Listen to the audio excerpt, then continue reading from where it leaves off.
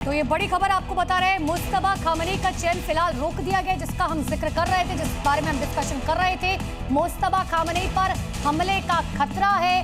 Ayatollah Ali Khamenei के बेटे हैं मुस्तफा खामनेई, अभी उन्हें सुप्रीम लीडर नहीं बनाया जाएगा। ओपी तिवारी सर, जिस बात का हम जिक्र कर रहे थे, मैं एक सेकंड से लौट रही हूं, इस सवाल का जवाब दीजिए। अमेरिका ने खामनेई को मारा। जंग में खामनेई के परिवार के सदस्य भी मारे गए। ईरान के बड़े बड़े कमांडर ढेर हो गए। ईरान के कई बड़े नेता भी मारे गए। सवाल ये कि अब अगला कौन? आगे ईरान में क्या होगा? कौन नेतृत्व करेगा? ट्रंप कसम खा चुके हैं कि वो ईरान को घुटने पर लाकर रहेंगे। जब तक ईरान ट्रंप के इशारों पर नहीं नाचता, तब तक ईरान की जमीन पर बारूद गिरता रहेगा, लोग मरते रहेंगे, मिसाइल से हमले होते रहेंगे। ईरान की नई लीडरशिप ट्रंप तय करेंगे। जैसे वेनेजुला में हुआ, उसी को ट्रंप ईरान में भी दोहराना चाहते हैं। यहाँ भी अपना नुमाइंदा बैठाना चाहते हैं, जो अमेरिका की हाँ में हाँ मिला सके, ट्रंप के इशारों पर काम कर सके।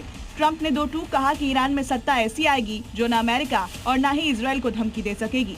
बीच में खबर आई थी कि खामनेई के बेटे को सुप्रीम लीडर बनाया जा रहा है, लेकिन बाद में इस खबर की पुष्टि नहीं हुई। अब ट्रंप ने भी साफ कर दिया कि उन्हें खामनेई का बेटा पसंद नहीं है। उन्होंने मुस्तफा खामनेई को नासमझ बताया है और कहा है कि वो अपना समय बर्बाद कर रहे हैं। अयातुल्ला अली खामनेई की मौत के बाद से ईरान में नए सुप्रीम लीडर के चुनाव की प्रक्रिया लगभग पूरी हो चुकी है। इस रेस में खामनेई के बेटे मुस्तफा खामनेई सबसे मजबूत दावेदार नजर आ रहे हैं और अब ईरान बहुत जल्द ही अपने नए सुप्रीम लीडर की घोषणा कर सकता है। लेकिन ट्रंप कह रहे हैं कि नई लीडरशिप की चयन में उनकी भूमिका भी होगी। ऐसे में आने वाले कुछ दिन काफी अहम है। सवाल ये, क्या ईरान में ट्रंप अपना आदमी बिठा पाएंगे या फिर ईरान ट्रंप को चुनौती देता रहेगा, अपनी संप्रभुता के लिए ऐसे ही लड़ता रहेगा? ब्यूरो रिपोर्ट, ज़ी मीडिया। तो ये रिपोर्ट के जरिए आपने देखा, ईरान साफ तौर पर कह रहा है कि डोनाल्ड ट्रंप सुनो, ध्यान से सुनो, ताबूत बिछा देंगे। ओपी तिवारी सर, अपनी बात पूरी कीजिए, जो सवाल मेरा आपसे था। देखिए, ईरान भी अपनी टैक्टिक्स बार बार बदल रहा है, बदलना पड़ेगा। फ्लेक्सिबिलिटी बहुत इंपॉर्टेंट होती है किसी वॉर में।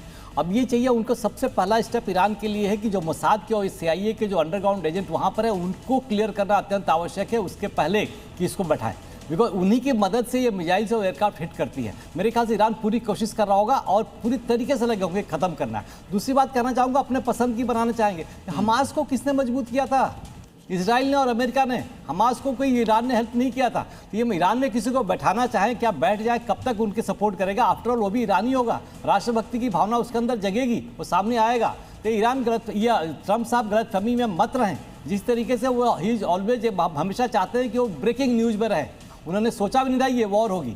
जहाँ तक नुकसान का सवाल है, अमेरिका को काफ़ी नुकसान हो रहा है। भले सीनेट और कांग्रेस ने इनकी इज्जत बचाने के लिए अपने वोटिंग पैटर्न में इनको अभी नकारा नहीं है, लेकिन समय दूर नहीं है जब अमेरिका की जनता आएगी। और जिस समय ये क्रूज मिसाइल से इजराइल के तीनों एयरबेसेस डिस्ट्रॉय हुए इजराइल के, देखिए ये वॉर उस समय रुकेगा।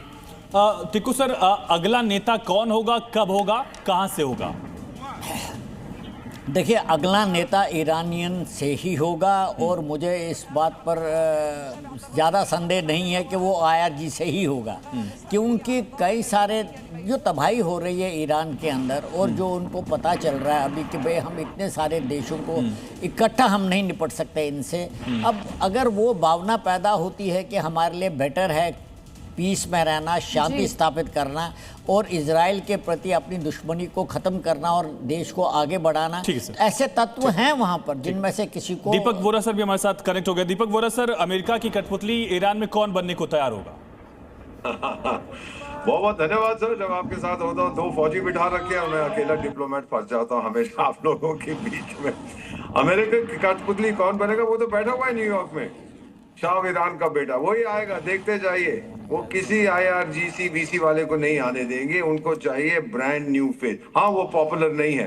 एक चीज मुझे बताइए सर, सीरिया में तो आपने अल जुलानी का नाम सुना होगा, अशारा उसको कहते हैं, जिसके ऊपर $10 मिलियन का इन्होंने आतंकी होने के नाते एक रिवॉर्ड रखा हुआ था। बाद में सीरिया में अल-शरा का, हाँ, फिर उसके बाद रजा पहलवी के पास क्या है? ईरान में क्या स्टेट है? स्वीट हार्ट है, कितना हैंडसम छोकरा है, अब वो प्रेसिडेंट बन गया वहां का। लीबिया में भी यही हुआ था, गद्दाफी को बाहर निकाल दिया विदाउट थिंकिंग। ईरान में सर एक ही व्यक्ति मेरे को लगता है, क्योंकि मैं तो रहा हूं उस एरिया में 20 साल, वो शाह ईरान का बेटा है। लोगों की याददाश्त कमजोर होती है सर। शाह ईरान को गए हो बहुत साल हो गए, 46-47 ईयर्स। मैं था वहां पर। अगर अमेरिका अपना पपेट नहीं बैठा पाता वहां पर तो सबसे बड़ा नुकसान अमेरिका को ही होगा, क्योंकि ये जंग उसी के लिए थी। मैं इस सवाल के साथ आपके पास लौटूंगी।